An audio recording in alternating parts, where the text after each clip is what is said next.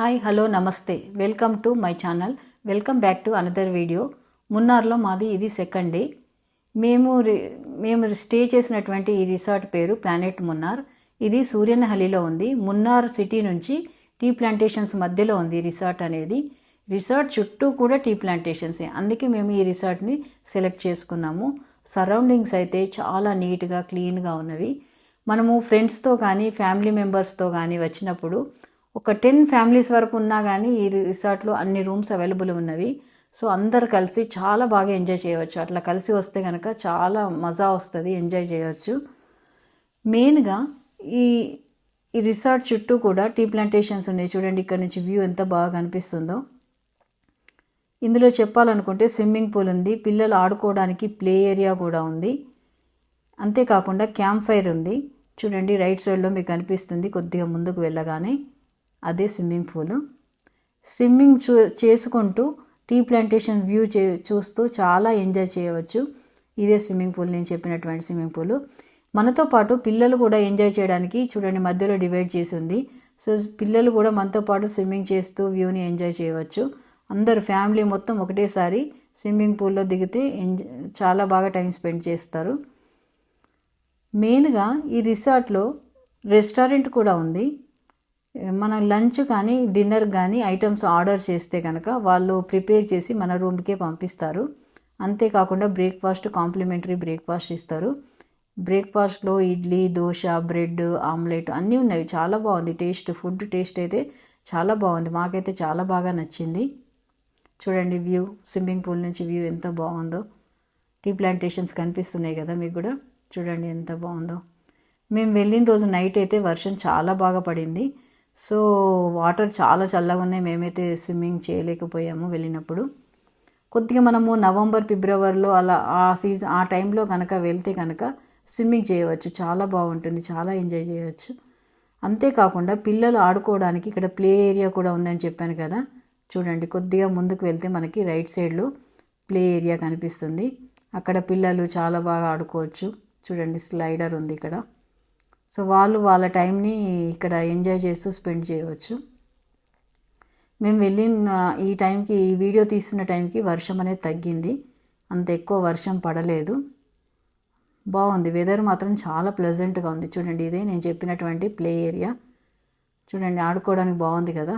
పిల్లలు ఆడుకోవడానికి వాళ్ళ టైంని వాళ్ళు ఎంజాయ్ చేస్తూ టైం స్పెండ్ చేయడానికి చాలా బాగుంది. ఇక్కడ నుంచి కొద్దిగా ముందుకు వెళ్తే మీకు అనిపిస్తుంది చూడండి దూరంలో, అదే క్యాంప్ ఏరియా. మాకు నైట్ క్యాంప్ ఫైర్ వేశారు, క్యాంప్ ఫైర్. సో చాలా బాగా టైం స్పెండ్ చేశాము. ఇక్కడ మనకి వర్షం పడితే క్యాంప్ ఫైర్ ఎలా ఎంజాయ్ చేస్తాము అనేటువంటి బాధ ఏం లేదు. వర్షం వస్తే లెఫ్ట్ సైడ్లో కనిపిస్తుంది చూడండి, అక్కడికి వెళ్ళి మనం అక్కడ ఎంజాయ్ చేయవచ్చు. వర్షం లేకుంటే ఇక్కడ బయట కూర్చొని ఉన్నాయి కదా బెంచెస్ లాంటివి, వాటిపైన కూర్చొని టైం స్పెండ్ చేయవచ్చు. ఇదే క్యాంప్ ఏరియా. చూడండి చుట్టూ కూడా ఎంత బాగుందో. చాలా నీట్గా ఉంది అసలు రిసార్ట్ మాత్రం. నేను ఈ రిసార్ట్ని అయితే రికమెండ్ చేస్తాను. నాకైతే చాలా బాగా నచ్చింది. కాస్ట్ కూడా రీజనబుల్ అనిపించింది. మేము ముగ్గురం కాబట్టి 6800 పే చేసాము. ఇది సిటీ నుంచి కొద్ది దూరంలో ఉంది, మున్నార్ సిటీ నుంచి. సో వెదర్ మాత్రం ప్లెజెంట్గా ఉంది. అంత మనకి సిటీలో దిగితే కొద్ది హడావుడి రష్గా ఉంటుంది.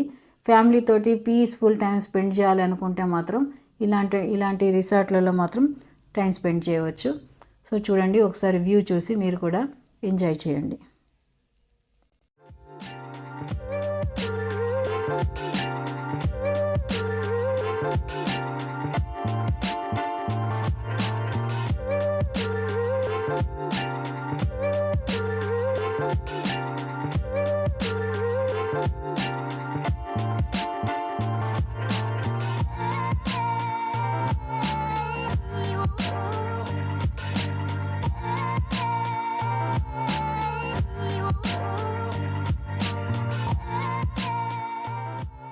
సెకండ్ డే మేము మున్నార్లో కవర్ చేయాల్సింది ఒకటే ప్లేస్ ఉంది.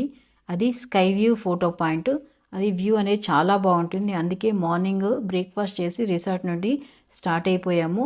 ఈ టైంలో అయితే ఫొటోస్ చాలా బాగా వస్తాయి అని చెప్పేసి మార్నింగ్ స్టార్ట్ అయ్యాము. మెయిన్గా మా సెకండ్ డే ప్లాన్ ఏంటంటే ఈ స్కై వ్యూ ఫోటో పాయింట్ చూసుకొని అక్కడి నుంచి డైరెక్ట్గా త్రివేంద్రం వెళ్ళిపోవాలి. ఇదే మా ప్లాన్. ఇప్పుడు మనము మున్నార్ గురించి కొన్ని విషయాలు డీటెయిల్గా మాట్లాడుకుందాం రండి. మున్నారు ప్రపంచ ప్రఖ్యాతిగాంచినటువంటి టీ ఎస్టేట్లలో ఒకటి. ఇక్కడ చాలా టీ ఎస్టేట్లు వరల్డ్ ఫేమస్ అన్నట్టు. అంతేకాకుండా ఇక్కడ అందమైనటువంటి ప్రకృతి దృశ్యాలు ఉండడం వల్ల టీ ఎస్టేట్ కారణంగా మున్నార్ని సౌత్ ఇండియా కాశ్మీర్గా కూడా పిలుస్తారు ఈ మున్నార్ని. సో ఎంతో బ్యూటిఫుల్ కదా. సో ఈ మున్నార్కి లైఫ్లో ఒక్కసారైనా మనం విజిట్ చేయాలి. సౌత్ ఇండియాలోని అత్యంత ఎత్తైనటువంటి శిఖరము అనముడి. ఇది 2695 మీటర్ ఎత్తులో మున్నార్కు దగ్గరలో ఉంటుంది. మున్నార్లో లాంగెస్ట్ జిప్ లైన్ కూడా ఉంది. ఇది మార్నింగ్ 8 o'clock ఓపెన్ చేస్తారు, ఈవినింగ్ 4 o'clock క్లోజ్ చేస్తారు. దీని కాస్ట్ పర్ హెడ్ 3500 ఉంటుంది. అంతేకాకుండా మున్నార్లో వివిధ రకాలైనటువంటి స్పైసెస్ దొరుకుతాయి. ఆ స్పైస్ గార్డెన్లో కూడా మనము వెళ్ళవచ్చు. అది ఎంట్రీ ఫీ 100 రూపీస్ ఉంటుంది. ఇప్పుడు మీకు రైట్ సైడ్లో కనిపిస్తుంది చూడండి వాటర్ ఫాల్. అది చిన్న కెనాల్ వాటర్ ఫాల్. ఇది మట్టుపెట్టి డ్యామ్ డైరెక్షన్లోనే మనం ఈరోజు ఫోటో వ్యూ పాయింట్కి వెళ్తున్నాము. సో నిన్నటి ప్లేసెస్ కొన్ని మనకు కనిపిస్తూ ఉంటాయి. ఇదే చిన్న కెనాల్ వాటర్ ఫాల్. వర్షాకాలంలో మేము ఆగస్టులో వెళ్ళాం కాబట్టి వాటర్ ఫ్లో అనేది చాలా బాగుంది. దగ్గర నుంచి వ్యూ కూడా చూడండి ఒకసారి. చూడండి దగ్గర నుంచి వ్యూ ఎంత బాగా కనిపిస్తుందో కదా. వాటర్ ఫ్లో కూడా మేము వెళ్ళినప్పుడు చాలా ఎక్కువగా ఉంది. సో ఇది మట్టుపెట్టి డ్యామ్ డైరెక్షను. దీనికి సంబంధించినటువంటి వీడియో డే 1 వీడియోలో డీటెయిల్గా చెప్పడం జరిగింది. మనము తెలుగు రాష్ట్రాల నుంచి మున్నార్కి ఎలా చేరుకోవాలి, ట్రైన్లో కానీ ఫ్లైట్లో వస్తే ఎలా చేరుకోవాలి, దానికి నియరెస్ట్ ఎయిర్పోర్ట్ ఏంటి, ట్రైన్లో వస్తే ఎక్కడ దిగాలి, అక్కడి నుంచి మున్నార్కి ఎలా రీచ్ అవుట్ అవ్వాలి, అంతేకాకుండా మున్నార్లో ఎక్కడ స్టే చేయాలి, బడ్జెట్ ఫ్రెండ్లీ హోటల్స్ ఎక్కడ ఉన్నవి, దానికి సంబంధించినటువంటి డీటెయిల్స్ అన్నీ కూడా డీటెయిల్గా డే 1 వీడియోలో చెప్పడం జరిగింది. ఒకసారి వీడియోని వెళ్ళి చూడండి. మీకు నచ్చినట్లయితే సబ్స్క్రైబ్ చేసుకోండి. మీకు ఆ వీడియోలో ఏ ప్లేసులు నచ్చాయో కూడా కమెంట్ సెక్షన్లో కమెంట్ చేసి చెప్పండి. నారు బెస్ట్ విజిటింగ్ టైం అనేది నవంబర్ నుంచి ఫిబ్రవరి వరకు. ఆ టైంలో వెదర్ అనేది చాలా ప్లెజెంట్గా ఉంటుంది. ఆ టైంలో విజిట్ చేస్తే కనుక మనం ప్రతి ప్లేస్ను కూడా ఎంజాయ్ చేస్తూ టైం స్పెండ్ చేయవచ్చు. మేము ఆల్రెడీ ఒకసారి నవంబర్లో వెళ్ళాము. అందుకే ఈసారి ఒకసారి రెయినీ సీజన్లో ఎలా ఉంటుంది ఎక్స్పీరియన్స్ చేద్దామని చెప్పేసి మేము ఆగస్టులో వెళ్ళాము. ఈసారి మొత్తం కూడా ఘాట్ రోడ్ ఉంటుంది. రోడ్లు మాత్రం చాలా బాగా ఉన్నవి. ఇది చూడండి దూరంలో మనకి చిన్న కెనాల్ వాటర్ ఫాల్ అనేది ఇంకొక డైరెక్షన్లో ఎలా కనిపిస్తుందో అని. ఆ వాటర్ ఫాల్ చుట్టూ కూడా టీ ప్లాంటేషన్సే ఉన్నవి. ఇప్పుడు మనము ఫోటో వ్యూ పాయింట్కి వెళ్ళాక మాట్లాడుకుందాం. అంతసేపు వ్యూ చూసి ఎంజాయ్ చేయండి.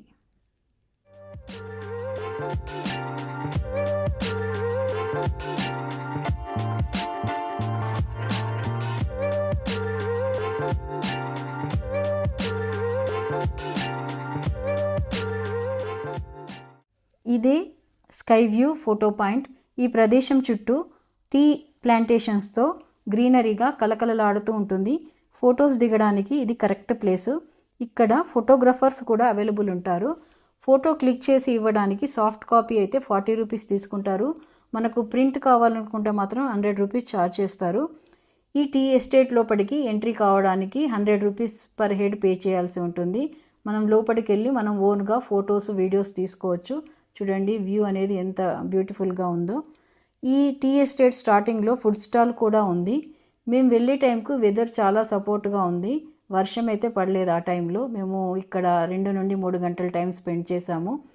ఇక్కడి నుంచి డైరెక్ట్గా మేము త్రివేంద్రం స్టార్ట్ అయిపోయాము.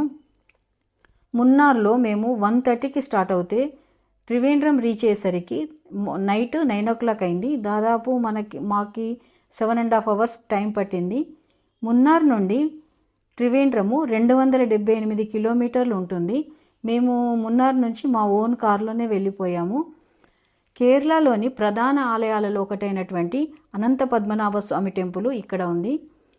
ఇదే మేము దిగినటువంటి హోటల్ ఫోర్ట్ మనోర్.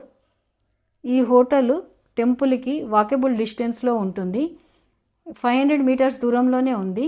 ఈ హోటల్ నుంచి మనకి టెంపుల్ గోపురము కనిపిస్తూ ఉంటుంది. ఈ హోటల్కి దగ్గరలో రైల్వే స్టేషన్ కూడా ఉంది. ఎవరైనా రైల్లో త్రివేంద్రం రీచ్ అవ్వాలనుకున్న వాళ్ళకి హోటల్ కరెక్ట్గా సూట్ అవుతుంది. వాళ్ళు స్టే చేయవచ్చు ఇక్కడ. ఇది మేము దిగినటువంటి రూము. చాలా నీట్గా హైజీనిక్గా ఉంది, మాకైతే నచ్చింది. మెయిన్గా ఈ హోటల్ సెలెక్ట్ చేసుకోవడానికి కారణము టెంపుల్ వాకబుల్ డిస్టెన్స్లో ఉందని. ఇది వాష్రూమ్ నీట్గా ఉంది. ఈ రూమ్లో ఎక్స్ట్రా బెడ్ వేసుకున్నా కానీ ఈ ప్లేస్ అయితే ఉంది వేసుకోవడానికి. రూమ్ అయితే మాకు చాలా బాగా నచ్చింది, నీట్గా ఒక నైట్ స్టే చేయడానికి చాలా బాగా అనిపించింది. ఇదే హోటల్ రూమ్ నుంచి సిటీ వ్యూ అనేది. సో మేము వెళ్ళేసరికి 9 అయింది కాబట్టి ఈ హోటల్లో రెస్టారెంట్ కూడా ఉంది. డిన్నర్ చేసేసి నైట్ రెస్ట్ తీసుకున్నాము, ఎందుకంటే మార్నింగ్ మేము బ్రహ్మముహూర్తంలో దర్శనం చేసుకోవాలనుకుంటున్నాం కాబట్టి తొందరగానే పడుకున్నాము. సో ఇది నెక్స్ట్ డే మార్నింగ్ మేము బ్రహ్మముహూర్తంలో దర్శనానికి హోటల్ నుంచి 3 o'clock స్టార్ట్ అయ్యాము.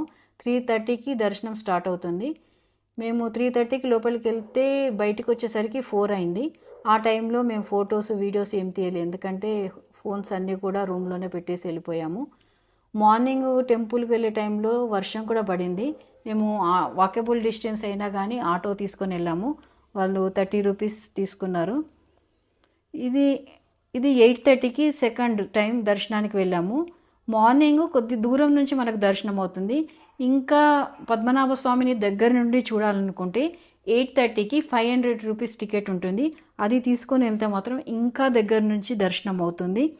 సో లోపల ఆలయ గర్భగుడిలో శేషతల్పం మీద పవలించి ఉన్నటువంటి శ్రీ మహావిష్ణువును చూడడానికి మనకి 2 కళ్ళు సరిపోవు, అంత బాగా ఉంటుంది విగ్రహం అనేది.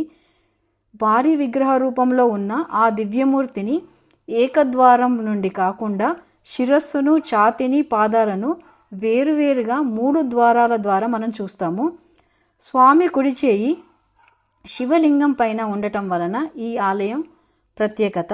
గర్భగుడిలో పద్మనాభస్వామి చెంతన శ్రీదేవి భూదేవి కొలువు తీరగా నాభి నుండి వచ్చిన పద్మంలో బ్రహ్మదేవుడు దర్శనమిస్తాడు మనకి అక్కడ. ఆ దర్శనం అనేది అసలు చాలా అద్భుతంగా ఉంటుంది. అంతేకాకుండా ఈ టెంపుల్కి మనము ట్రెడిషనల్ వేర్లో మాత్రమే వెళ్ళాలి. జెంట్స్ అయితే పంచే కండువా ధరించి వెళ్ళాలి.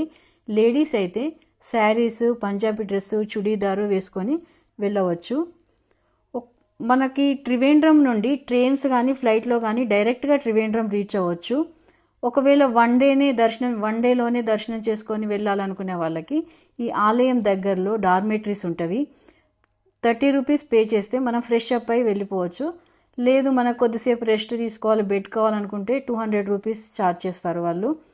అంతేకాకుండా ఈ ఆలయం పక్కన షాప్స్ ఉంటాయి. మనకు పంచె గిట్ట మర్చిపోతే ఇక్కడ 60 రూపీస్ పే చేస్తే వాళ్ళు మనకి కావాల్సినటువంటి పంచె అలాంటివి ఇస్తారు, తీసుకోవచ్చు. దానికి పంచె మర్చిపోయినా కానీ ఎలాంటి ప్రాబ్లం అయితే ఉండదు. మేము టెంపుల్కి వెళ్ళేసరికి కొద్దిగా వర్షం పడుతుంది. ఇదే కోనేరు, దీనినే పద్మతీర్థము లేదా అనంత తీర్థము అని పిలుస్తారు. ఈ టెంపుల్కి దగ్గరలో డ్రెస్ చేంజ్ చేసుకోవడానికి రూమ్స్ కూడా ఉంటవి. అంతేకాకుండా మనము సెల్ ఫోను ఏవి కూడా లోపలికి లగేజ్ ఏది కూడా లోపలికి పట్టుకోవడానికి అనుమతించరు. కాబట్టి అవి పెట్టుకోవడానికి ఇక్కడ లాకర్స్ కూడా అవైలబుల్ ఉంటాయి. ఈ త్రివేంద్రంకు మనము ట్రైన్లో కానీ ఫ్లైట్లో కానీ డైరెక్ట్గా రావచ్చు. మెయిన్గా ఈ హోటల్ అనేది వాకబుల్ డిస్టెన్స్లో ఉంది కాబట్టి దీన్ని నేను ప్రిఫర్ చేస్తాను. సో మీకు ఈ త్రివేంద్రం ట్రిప్పులో ఏమి నచ్చింది, ఇంకా ఏమైనా డౌట్స్ ఉంటే కమెంట్ సెక్షన్లో అడగండి, డౌట్స్ క్లియర్ చేస్తాను. మీకు కనుక వీడియో నచ్చినట్లయితే please like and subscribe. Thank you for watching.